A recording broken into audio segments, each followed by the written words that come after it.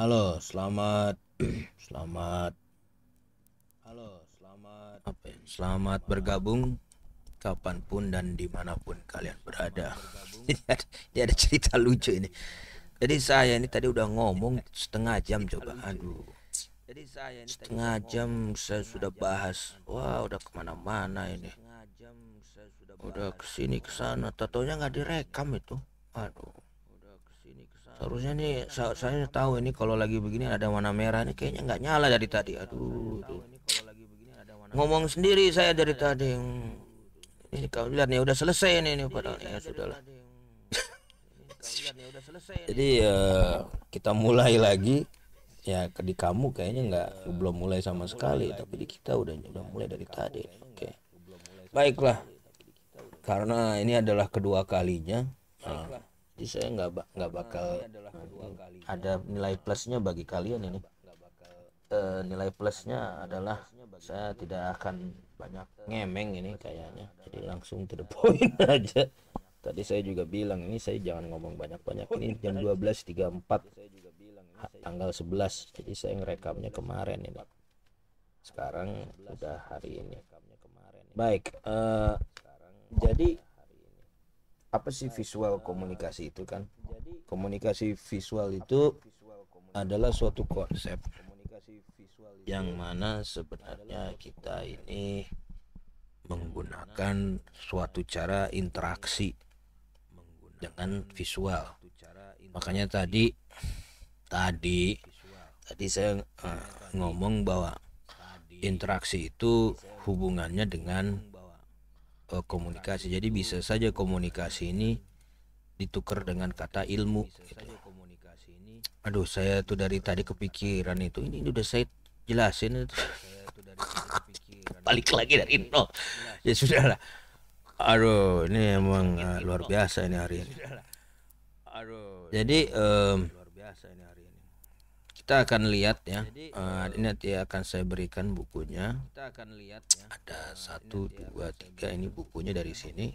Kamu bisa baca definisi-definisinya. Ini pikiran saya pengen cepat selesai aja nih karena yang tadi kerekam. Ini kita akan lihat apa itu komunikasi visual dan sebenarnya bagaimana proses terjadinya komunikasi visual dan apa itu visual text dan komunikasi visual itu mengarahkan kita pada apa. Ini saya akan kasih lihat ya seperti ini dan kamu akan lihat bahwa mereka ini dalam posisi seperti itu menggunakan kata misterius. Dan selanjutnya ini juga suatu gambar yang bisa kalian proses ya. Dan kemudian kamu tahu bahwa ini adalah coret-coretan seorang anak kecil karena di sini juga ada kata child. Kemudian terakhir adalah lukisan Un Baron Fouillé Bergère oleh Edouard Manet 1882. Menarik bahwa ini adalah bukan gambar yang dilihat Edward, tapi digambar yang dilihat oleh si perempuan ini adalah pantulan cermin yang dia lihat. Apa itu komunikasi visual atau bagaimana kita melakukan melihat? Ya, komunikasi visual itu adalah pertukaran informasi, pesan-pesan, tanda ya, yang menggunakan panca inderanya mata dulu. Sensingnya indranya indera mata, the eye, kemudian eye-nya itu mencari dan kemudian menggunakan otak, itulah disebut dengan melihat. Jadi melihat itu melalui 3 proses ini baru disebut dengan melihat. Ada proses mata yang bergerak yang kemudian melibatkan ingatan yang ada di otak kita. Nah, ini Anda silahkan proses bentuknya seperti apa. Apakah betul apa adanya seperti ini? Apakah ini gambar yang diputar atau dibalik ya? Atau dari kanan ke atas gitu ya, vertikal jadi horizontal. Ketika kamu tidak bisa menebak apa itu, apa yang terjadi adalah kamu kemudian menggunakan bis, dan ketika saya memperlihatkan adanya perluasan penglihatan kamu dan bentuknya seperti ini, kamu kemudian bisa mengetahui bahwa ini adalah, ya, apakah ini makhluk atau seperti apa. Bagi kalian yang sudah menonton filmnya tentu sudah bisa menebak ya, ini adalah alien atau apa gitu ya. Ini adalah gambarnya. Jadi tadi saya bercerita bahwa di film ini itu adalah suatu film yang lebih mendekatkan kepada komunikasi dan bahasa, karena pada intinya film ini bagaimana alien untuk berkomunikasi dengan kita gitu. Alien berkomunikasi dengan kita itu ya tentu dengan bahasa-bahasa yang mereka miliki, tapi apakah bahasa yang mereka miliki dipahami oleh kita gitu ya? Tidak juga. Saya ini mengalami fenomena yang kurang lebih sama kayak mereka dalam hal mempelajari bahasa. Ketika orang-orang ini mempelajari bahasa alien, ya, kemudian ada suatu wawasan-wawasan lain gitu ya. Wawasan lain akibat bahasa tersebut. Saya ini punya kawan yang umurnya hampir sama kayak gitu, tapi ketika dia belajar bahasa Inggrisnya dari Netflix, kedengarannya kayak anak SMA yang dari California gitu. Cara mereka melihatnya kayak anak-anak California, karena belajar bahasa Inggrisnya itu bahasa Inggris yang kayak gitu, yang what's up bro, ya kayak gitu, yang Kim Kardashian tuh, yang pakai vocal fry itu, kayak can I get some coffee, nah, ada kayak gitunya, with extra sugar, kayak gitu. Ketika mereka menggunakan pendekatan seperti itu, dunianya juga kebentuknya agak berbeda. Ketika orang-orang ini belajar bahasa alien, kemudian mereka juga melihat realitanya dengan cara yang berbeda.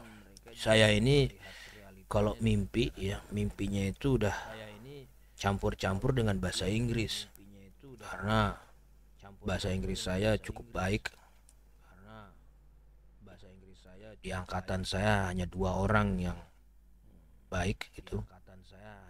Jadi saya mimpi dalam bahasa Inggris, cara saya melihat realita juga agak berbeda karena saya menggunakan bahasa Inggris. Kalian yang lahir di Jawa sama yang lahir di Sunda juga cara melihat realitanya agak berbeda. Ini adalah film alien ya. Jadi film alien namanya Arrival tahun 2016. Silahkan kamu tonton itu ya, dan ini menceritakan bagaimana komunikasi dan bahasa terjadi antara manusia dan alien, dan di situ cara melihat realitanya berubah karena mereka, perempuan ini belajar bahasa alien. Silahkan kamu tonton tuh, aliennya tuh heptapod yang saya tadi kasih lihat di sini ya, masih rekod. Sayang banget sih, setengah jam saya ngomong ngelor ngidul tapi ya nggak direkam. Nah, sebenarnya apa sih yang kamu lihat ini? Ya, ini adalah visual text. Visual text ini adalah suatu hal yang kamu lihat, kamu cari tahu definisinya apa. Kalau misalkan definisinya tidak ketemu, ya kamu mengalami kebingungan, kamu tidak tahu ini apa. Kalau misalkan kamu tahu, kamu langsung secara, ini alien namanya heptapod dalam film gitu. Tapi kalau misalkan lupa ini kayaknya pernah nonton pak gitu, ini gimana ya gitu, tapi kayak dari film, nah dari kayak gitu kamu mendekati, karena kamu mencoba mengevaluasi gambar ini dengan ingatan yang kalian miliki. Ini heptapod, ini si perempuan ini namanya si siapa nih, si Dr. Louisa Banks yang dimainkan oleh Amy Adams. Nah, ini definitif banget tuh. kalau misalkan kayak begini, naon ya teh, teka tinggal gitu. Ini bingung gitu, nggak tahu, bukan bingung, nggak tahu. Kalau bingung itu tidak tahu yang mana, tapi kalau tidak tahu ya clean slate. Melihat, menyeleksi, matanya bergerak, dan kemudian kamu mencari tahu, itu adalah melihat, itulah melihat. Kalau nggak tahu ya clean slate, I don't know. Ya, anak bayi ini ya kayak kalian ketika melihat kamu gitu. Ini siapa orang jelek ini gitu, si anak bayi ini ngomong, kok begitu bentuknya, apa ini efeknya kepada saya dan sebagainya gitu ya. Ini dialami si anak ini gitu. Mungkin semakin dia besar dia semakin tahu ibunya siapa, ininya siapa. Makanya anak kalau nggak dengar atau ngelihat ibunya atau bapaknya datang senang dia, karena dia mengidentifikasikan itu dengan kebahagiaan. Melihatnya seperti itu. Cepet banget tuh, 10 menit udah sampai sini tadi. Sampai sini 20 menit kalau ngidul nggak jelas. Saya apa coba, saya tadi ngejelasin apa, untung saya buka. Oh iya, jadi visual text ini, visual text itu adalah teks visual alfabetik.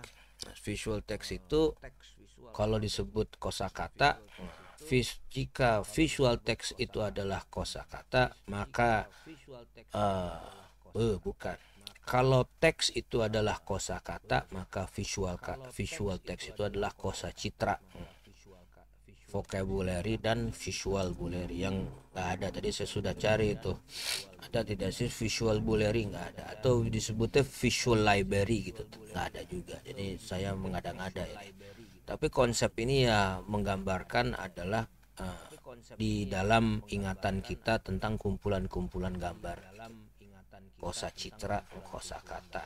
Nah, kalau konsep itu tidak ada ya mari kita buat nanti.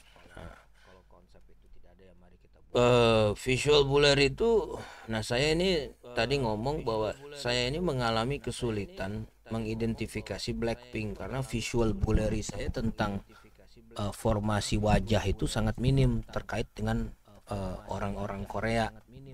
Jadi saya ketika perempuan di tengah ini ditaruh gitu,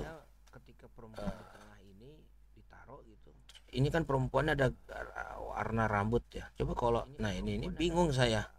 Ini Blackpink ya, ini Blackpink. Yang mananya saya bingung ini. Kalau udah diginikan, coba bapak gitu. Mana nih? Eh, yang mana kesini bingung saya ini. Tapi saya tahu si perempuan ini adalah yang ini gitu. Karena memang dia agak beda gitu. Coba saya tanya. Nah ini pasti si ini yang ini. Nah ini saya bingung ini. Yang tiga ini yang mana nih? Kalau dicocok-cocokin. Iya ini nggak, coba ini, nah ini coba ini saya salah atau tidak nih? Yang ini yang mana? Yang ini yang mana? Ya gitu ya. Coba yang ini perempuan ini kayaknya sih yang perempuan ini, kayaknya sih yang ini, kayaknya nggak mungkin yang ini. Terus yang tiga ini, wah bingung saya nih. Coba dari sini. Oh kan mukanya agak dia beda sendiri ini dia ini kalau dicocok-cocokin ke sini ya. Tuh ini agak beda memang dia agak yang lain. Coba ya ini. Oh ini kayaknya si perempuan ini yang rambutnya merah. Ya guys sih. Nah, ini ya memang dua orang ini agak dibedain kalau yang ini. Jadi dia itu adalah dia, atau mungkin susunannya selalu begini ya. Saya nggak tahu. Nah ini sebelumnya saya menggunakan perbandingan play 1998. Saya juga agak sulit membedakan orang-orang ini. Saya bahkan cuman bisa mengidentifikasikan si laki-laki ini nih. Ini beda dia sendiri. Tapi setelah ditonton beberapa kali saya bisa membedakan. Ini yang jago Mahyong, ini yang itulah ya. Ini yang lain saya bisa setelah beberapa lama mengikuti filmnya gitu, saya akhirnya bisa bedain. Tapi kalau Blackpink itu sih antara dua cewek itu terus terang saya agak bingung. Ini vocabulary facial library saya terhadap referensi wajah Asia ini kurang. Jadi mungkin kalian yang lebih baik vocabulary-nya, formasi mata, hidung sama bibirnya baik sehingga kalian bisa membedakan mana yang mana gitu. Kalau saya tidak bisa melakukan itu karena saya tidak mengenal Blackpink, saya juga tidak begitu banyak melihat foto mereka. Tapi saya tahu ada satu perempuan yang wajahnya beda itu tadi ya. Nah, udah kemudian yang lain bisa mengikuti gitu. Tapi membedakan itu saya agak bingung gitu. Nah, ini vocabulary-nya seperti itu ya, formasi-formasi, referensi-referensi. Udah 15 menit nih. Mantap kan? Nah, apa terkait dengan apa kan begitu ya? Semua itu terkait dengan mengarahkan kita pada apa. Nah, ini saya kasih lihat kepada kalian. Jadi ini adalah konsep tentang keberadaan. Nah, udahlah langsung aja, keberadaan tentang malaikat versi orang Eropa. Punya punya sayap, punya sayap yang lagi kayaknya ini kan si setan ini yang sayapnya juga punya sayap tapi agak beda konsep sayapnya nih, konsep kelelawar. Kalau ini konsepnya apa berbulu gitu ya. Nah, ini angel ini ada hubungannya dengan orang-orang tadi ya, saya tuh konsep ininya adalah Hammurabi. Hammurabi itu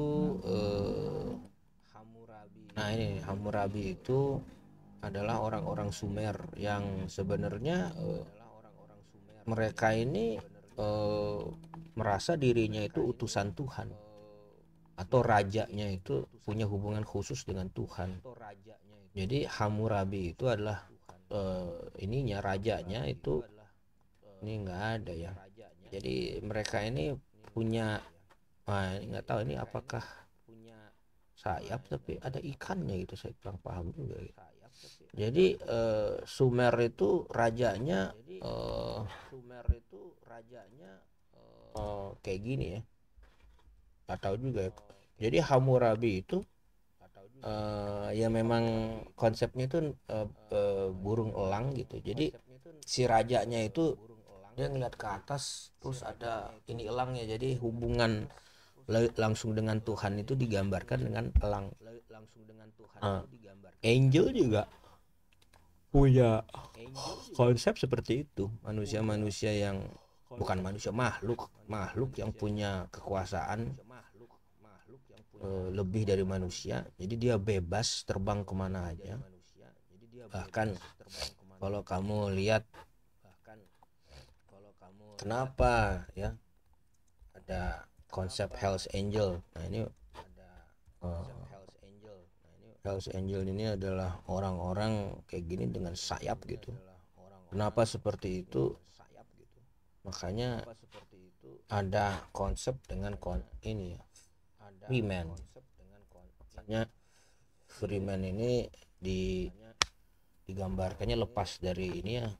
Tapi sebenarnya Freeman itu kamu bisa lihat sendiri ya, ada kayak begini tuh, tangannya seperti itu. Kalau Angel itu ya ini digantikan dengan sayap. Makanya di filmnya Dune, Freeman itu digambarkan sebagai Freeman. Freeman itu orang-orang bebas. Makanya ada kata preman. Nah, preman. Jadi preman itu digambarkan dengan motor gitu. Preman ini gondrong, tangannya gitu ya, tatoan gitu. Ada suatu konsep yang sama ini, orang-orang bebas dengan ini ya, dengan sayap. Jadi ini menarik kita bicarakan ini dalam pertemuan kita selanjutnya. Kenapa ada hubungan-hubungan seperti itu? Tapi kalau misalkan kita lihat dari referensi lain, malaikat itu bentuknya seperti ini. Kok beda gitu? Ya, Ezekiel ini juga dikaitkan dengan kitab Bible, kitab Injil.